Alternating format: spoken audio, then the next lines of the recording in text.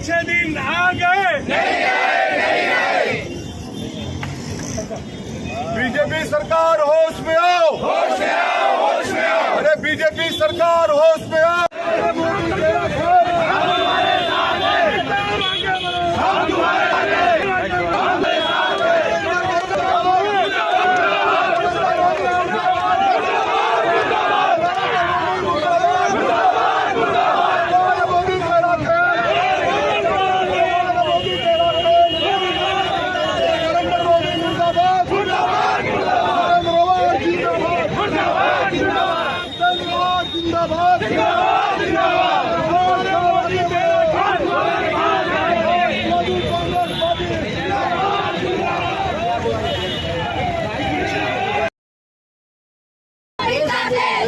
मोदी तेरा खेल बीजेपी सरकार नहीं हुए पेट्रोल के दाम कम हुए नहीं हुए अच्छे दिन आ गए अच्छे दिन आ गए और वारे मोदी तेरा खेल वारे मोदी तेरा खेल वारे मोदी तेरा खेल वारे मोदी तेरा खेल गैस के दाम कम हुए पेट्रोल के दाम कम हुए 15 लाख अकाउंट में आए अच्छे दिन आ गए। ओके मैम, आज का ये आंदोलन किस लिए था? अपना टाइम लाएगी। आज का ये आंदोलन किस लिए रखा गया है? आप सुन रहे थे इतनी देर। तेल, गैस, दालें, अंडे, चिकन, मटन, हर चीज, चावल, चप्पल, कपड़े, हर चीज। आप मुझे बोलिए ऐसी कौन सी चीज है आज जो महंगी नहीं है? ओके। सो इसीलिए उसका निषेध, हमें पता है कि इनके कानों पे जूं नहीं रेंगने वाली, आज तक नहीं रेंगी, उन्हें कोई फर्क नहीं पड़ता। कल ही हमारे महामहिम का एक स्टेटमेंट था कि मैं किसी और धातु का बना हूँ, तो मेरे ख्याल से मैं धातु की नहीं बनी, मैं इंसान हूँ। मैं I am made of blood and flesh. तो जो धातु का बना है उसके दिल में तो मतलब दिल ही नहीं होगा उसको। Okay. So we got our answer. Okay. अभी एक बात, अभी मैं शानू भाई का एक इंटरव्यू ले रहा था तो उन्होंने एक बात कही थी कि हमारा जो इंडिया है वो श्रीलंका के मतलब जिस तरह जो हाल हो रहा है वी आर, हम लोग भी अभी मैं वही सोच रही थी कि we are definitely heading towards anarchy, we are heading towards complete political turmoil. मतलब हम लोग श्रीलंका के ही पगडंडी पर शायद चलते हुए नजर आ रहे हैं, और अगर इन्होंने जल्द से जल्द इसके बारे में कुछ नहीं किया तो आई एम श्योर भक्त भी इन्हें नहीं बचा सकते अब। मैम, लेकिन जब भी इन्फ्लेशन होता है देखा गया है कि वो कभी भी बढ़ा ही है, कम तो हुआ नहीं है कभी भी। एग्जैक्टली। अभी आपको पता है 7.79% इन्फ्लेशन है। दैट इज आफ्टर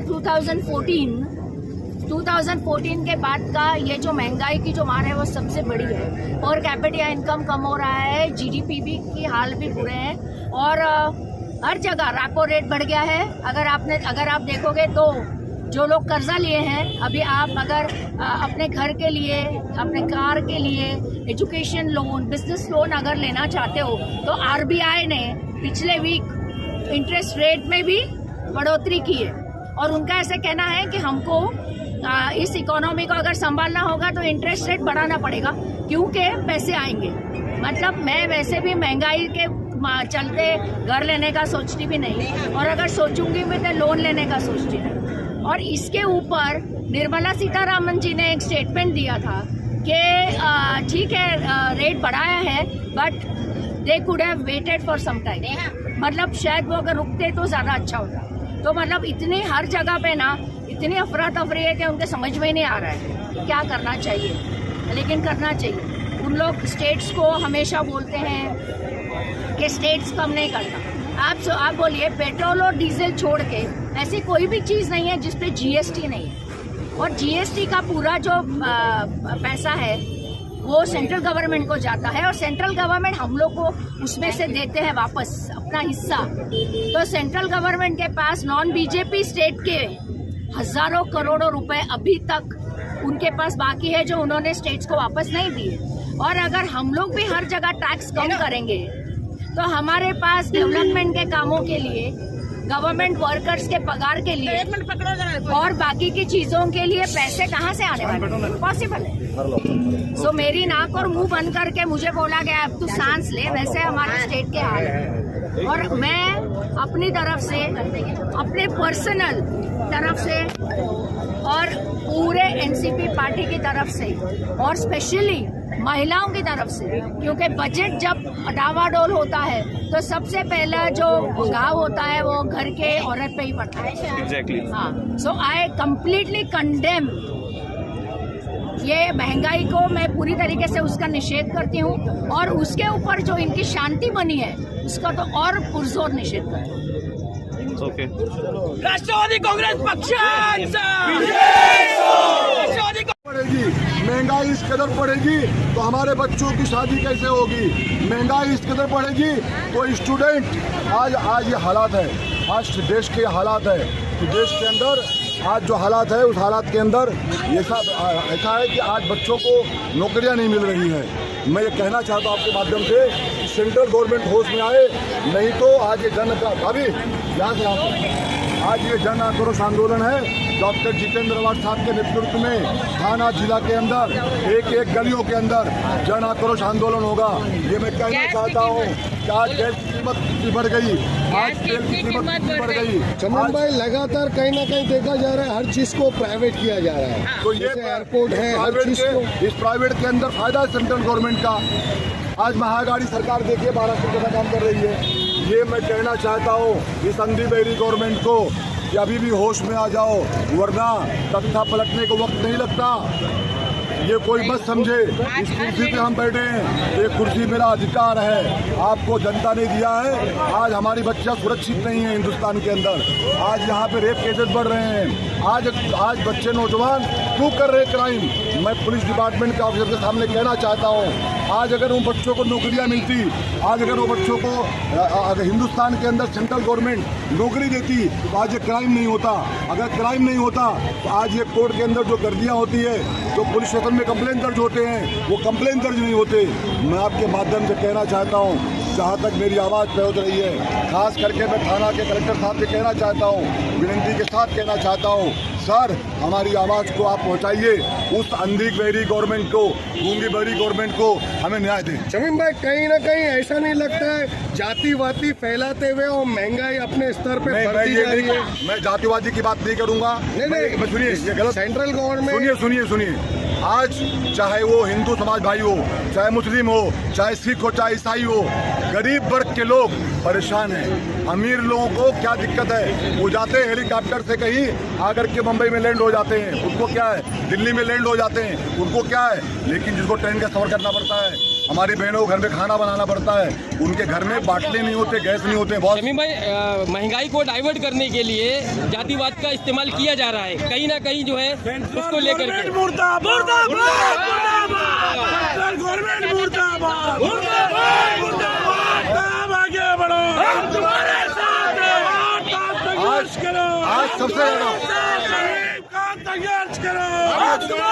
आज सबसे ज्यादा अगर कोई परेशान है, जानते कौन परेशान है? किसान परेशान है। आज किसान देश के कोने कोने में आंदोलन कर रहे हैं, उन्हें न्याय दो। मोदी जी, आपसे ये कि छोटा सा कार्यकर्ता डॉक्टर जितेंद्र अवार्ड साहब का हाथ जोड़ के विनती करता है। आज किसान सुसाइड कर रहे हैं सर, आज हमारी बहनों, हमारी बच्चों के रेप हो रहे हैं सर। मैं कहना चाहता हूँ, मत करो मजबूर कि एक एक इंसान सुसाइड करे, उन्हें नौकरियां दो। अगर वो स्टूडेंट्स को नौकरी मिलेगी तो क्यों लोग क्यों जाएगा चोरी करने के लिए? क्यों हमारे मुंब्रा पुलिस स्टेशन के इंचार्ज उन पे कंप्लेन दर्ज करेंगे? सर नौकरियां दो, आपसे विनती करता हूँ, महंगाई कम करो, वरना इस देश के अंदर जो हालात है उसे कोई संभाल नहीं सकता। आज ये किस लिए आंदोलन रखा गया है, इसके बारे में क्या आंदोलन लोगों को बताएंगे? आज बढ़ती महंगाई को लेकर, बढ़ती महंगाई को लेकर ये जो गैस के भाव है, पेट्रोल के भाव है जो लगातार बढ़ते जा रहे हैं, उसके ऊपर ऑलरेडी पक्ष की तरफ से पहले भी हम लोगों ने आंदोलन कर चुके हैं। पर जैसे मैं हमेशा कहती हूँ कि कभी कभी कोई जंग को जीतने के लिए उसको बहुत बार लड़ना पड़ता है। तो हमने हमारे एनसीपी की तरफ से रूता मैडम के मार्गदर्शन में, अवार्ड साहब के मार्गदर्शन में, अशरफ शानू पठान के मार्गदर्शन में, शमीम खान के मार्गदर्शन में, हम सब ने एनसीपी पार्टी के सारे लोगों ने, कार्यकर्ताओं ने, कॉर्पोरेटर्स ने आज ये आंदोलन रखा है फिर से महंगाई की जो बढ़त होती जा रही है उसकी।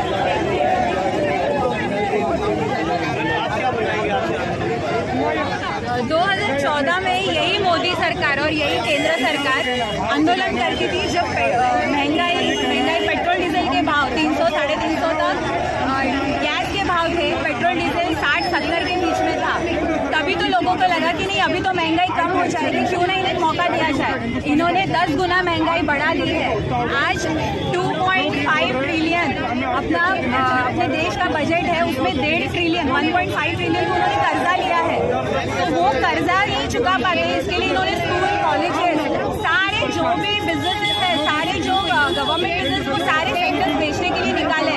तो आज हमें शर्म आ रही है कि इनको कभी हम लोगों ने भी मौका दिया था और आज इसीलिए हमने केंद्र सरकार के विरोध में, जब कांग्रेस की सरकार थी, जिस वक्त स्मृति ईरानी 350 के बाटले को लेकर जो विरोध करती थी, आज 1050 भाव हो गया, तो वो आजकल क्यों नहीं दिखती है? वो क्यों दिखेगी? वही स्मृति ईरानी पहले सड़कों पे आती थी, सड़कों पे घूमती थी और विरोध करती थी महंगाई के बीच में। आज मुंह छुपा कर क्यों बैठी है वो स्मृति ईरानी? उन्होंने तो उनके इतने आंदोलन शायद किसी ने किए भी नहीं होंगे, क्योंकि वो बहुत लाइमलाइट में आना चाहती थी, सामने आके कैमरे पे आके जोर जोर से चिल्लाती थी। आज स्मृति ईरानी कहाँ है? यही हम लोग सवाल केंद्र सरकार से पूछना चाहते हैं कि कहाँ है आपकी स्मृति ईरानी, जो एक खुद औरत होके महंगाई के लिए रास्ते पे उतरी थी? क्या उनको महंगाई की तकलीफ पूरी नहीं हो रही है? या आप खुद सरकार में हो तो आपको चलेगा कि आपकी सरकार कुछ भी करे? तो मेरा सवाल है कि स्मृति ईरानी शर्म करो और लोगों के लिए रास्ते पे आप भी उतरो। एक बाबा भी थे, जो बाबा भी काफी काले धन को लेकर और बढ़ती महंगाई को लेकर भी आवाज उठाते। आज लोग वो बाबा दिखते नहीं है वहाँ। वो बाबा इसके लिए रास्ते दिखेगा, अभी कोई नहीं दिखेगा। सरकार बीजेपी की है, कोई नहीं दिखेगा। इतिहास में ये दर्ज किया जाएगा कि मोदी सरकार और बीजेपी सरकार सबसे करप्ट सरकार है। बीजेपी की एक नौटंकी फिल्मी हीरोइन जो आजकल दिखाई नहीं दे रही है। जब 400 रुपया गैस का भाव था, तब यही फिल्मी हीरोइन उतर के सड़कों पर आंदोलन किया करती थी। आज 120 रुपया पेट्रोल है, डीजल 104 रुपया है, गैस के दाम 1000 पार हो चुके। इन्हें अपनी तिजोरी भरने के अलावा कोई फुर्सत नहीं है। क्या हो रहा है देश में? अमन शांति नहीं रही। इस तरह देश में हमारी महंगाई बढ़ता जा रहा है और आम आदमी तो स्वाद खाने का भूल चुकी है। केंद्र सरकार, शेम ऑन यू। आपकी आवाम, ये देश रास्तों पे आके महंगाई के खिलाफ 1 नहीं 1000 बार प्रोटेस्ट कर रहा है और आप अपनी तिजोरी भर रहे हो। अगर हमें देश में अमन और शांति चाहिए, देश में हम चाहते हम मिलकर रहे और देश में सुकून चाहिए, हमें अपने संविधान को बचाना है, तो हमें इन्हें जड़ से उखाड़ कर फेंकना होगा। आने वाले वक्त में जब महंगाई कम नहीं होगी तो राष्ट्रवादी की परिवार क्या करेंगे महंगाई को लेकर? राष्ट्रवादी परिवार हमेशा इसी तरह आंदोलन करेगा और इस तरीके से आवाज उठाएंगे। सरकार ये सही नहीं है, 1 नहीं 1000 बार हम आंदोलन कर रहे हैं। कम से कम गरीब आवाम का सोचे। गरीब कोविड के बाद लोगों के हालात खराब है। 1050 रुपया गैस का भाव बोले तो आदमी सोचता है लेने से पहला। ये लकड़ी तक नहीं यूज कर सकते, वो भी महंगी है। करे तो क्या करे?